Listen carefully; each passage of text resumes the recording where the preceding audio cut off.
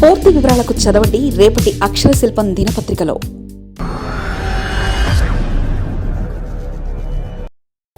జగన్ మరో mass warning. Medical కాలేజీల తరహాలోనే జువ్వలదిన్నే హార్బర్పై ప్రభుత్వానికి ప్రైవేట్కు కట్టబెడితే సహించబోమని, అధికారంలోకి వచ్చాక వెనక్కి తీసుకుంటామని మాజీ ముఖ్యమంత్రి వైఎస్ జగన్మోహన్ రెడ్డి ప్రభుత్వానికి మరో మాస్ వార్నింగ్ ఇచ్చారు.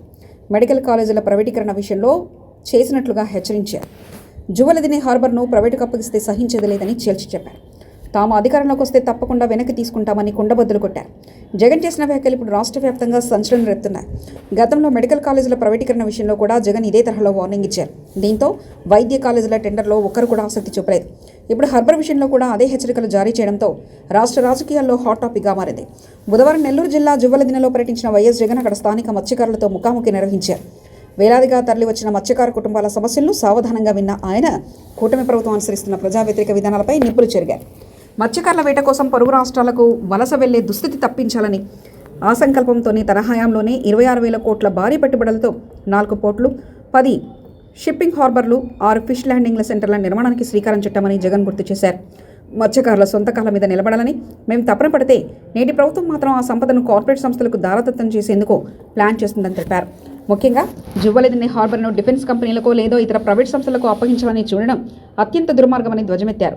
జువ్వలదిన్నే హార్బర్ను తామే పూర్తి చేసి ఎన్నికలకు ముందే ప్రారంభించామని, ఆ తర్వాత ప్రధాని మోదీ, నరేంద్ర మోదీ సైతం వర్చువల్గా దీన్ని జాతికి అంకితం చేశారని, ప్రధాని ప్రారంభించిన ఏడాదిన్నర గడిచిన మత్స్యకారులకు ఎందుకు అప్పగించలేదని ఆయన నిలదీశారు. గతంలో ప్రభుత్వ మెడికల్ కాలేజీలు పీపీపీ విధానంలో ప్రైవేట్కు అప్పగించేందుకు చంద్రబాబు ప్రభుత్వం ప్రయత్నించినప్పుడు వైఎస్ జగన్ ఇచ్చిన హెచ్చరికతో ఒక్క ప్రైవేట్ సంస్థ కూడా టెండర్లో పాల్గొనలేదు. ఇప్పుడు హార్బర్ల విషయంలోనూ అదే తరహా హెచ్చరికను జగన్ పునరావృతం చేశారు. ఏ ప్రైవేట్ సంస్థ అయినా మత్స్యకారుల హక్కులను కాలరాస్తూ హార్బర్లను తీసుకోవాలని చూస్తే రేపు మా ప్రభుత్వం రాగానే వాటిని అన్నింటినీ వెనక్కి తీసుకుంటాం, ఆ నష్టానికి మీరే బాధ్యులవుతారని స్పష్టం చేశారు.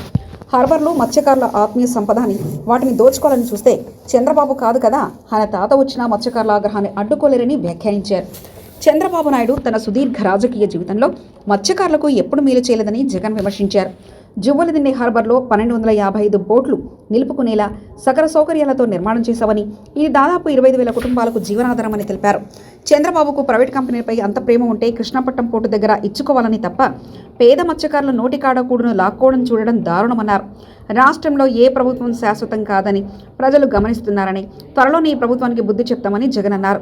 మత్స్యకారుల పక్షాన వైఎస్ఆర్సీపీ అలుపెరగని పోరాటం చేస్తుందని, ప్రభుత్వం తన మొండి వైఖరిని విడకపోతే రాష్ట్ర వ్యాప్త ఉద్యమానికి పిలుపునిస్తామని హెచ్చరించారు. ఈ పర్యటనతో నెల్లూరు జిల్లా తీర ప్రాంతాల్లో రాజకీయ వేడి పెరగడమే కాకుండా మత్స్యకార గ్రామాల్లో జగన్ పర్యటన కొత్త ఉత్సాహాన్ని నింపింది. తమ కోసం గొంతు ఎత్తే నాయకుడు ఉన్నాడనే ధీమా మత్స్యకారుల్లో కనిపించింది. మరిన్ని కథనాల కోసం సబ్స్క్రైబ్ చేసుకోండి మీ అక్షర శిల్పం. పూర్తి వివరాలకు చదవండి రేపటి అక్షర శిల్పం దినపత్రికలో.